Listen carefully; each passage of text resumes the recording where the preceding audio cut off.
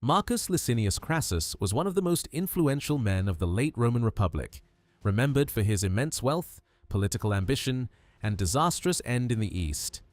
Born in 115 BC into the respected Licini family, Crassus did not inherit the legendary fortune later associated with his name. Instead, he built his wealth through ruthless opportunity, especially during the violent age of Sulla's civil wars. After supporting Lucius Cornelius Sulla, Crassus profited from confiscated properties, buying estates and buildings at low prices after their owners had been killed, exiled, or ruined. Over time, he became known as the richest man in Rome, using his money to gain influence, support allies, and build a powerful political network. Crassus first gained major military importance during Sulla's struggle for control of Rome. At the Battle of the Colline Gate in 82 BC, he commanded Sulla's right wing and played a decisive role in securing victory. After Sulla became dictator, Crassus expanded his fortune through real estate speculation, slave labor, silver mines, and property seizures.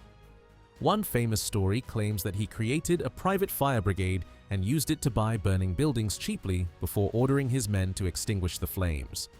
Whether exaggerated or not, such stories show how Romans remembered him: intelligent, practical, ambitious, but deeply greedy. His greatest military achievement came during the Third Servile War, the slave revolt led by Spartacus.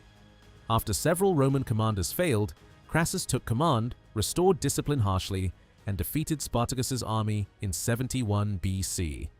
He ordered thousands of captured rebels to be crucified along the Appian Way as a terrifying warning against future revolts.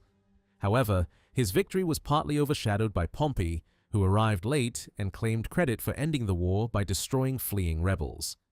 This deepened the rivalry between Crassus and Pompey, a rivalry that shaped Roman politics for years. Despite their mutual dislike, Crassus and Pompey served together as consuls in 70 BC. Later, Crassus became a major financial supporter of Julius Caesar, helping Caesar rise in Roman politics. In 60 BC, Caesar brought Crassus and Pompey together in the informal alliance known as the First Triumvirate. This partnership allowed the three men to dominate Roman politics.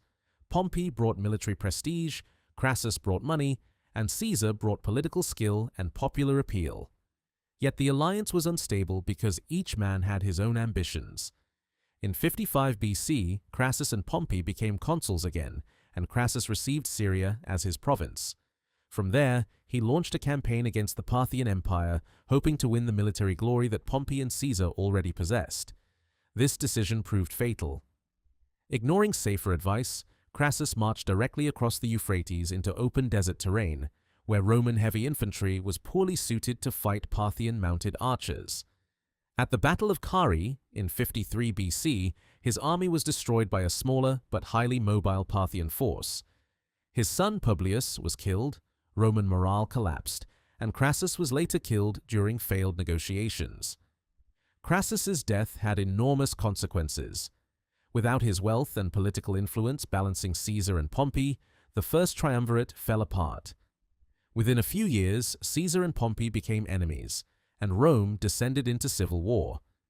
Crassus is therefore remembered not only as the richest man in Rome, but also as a figure whose ambition helped reshape the Republic, and whose death accelerated its collapse.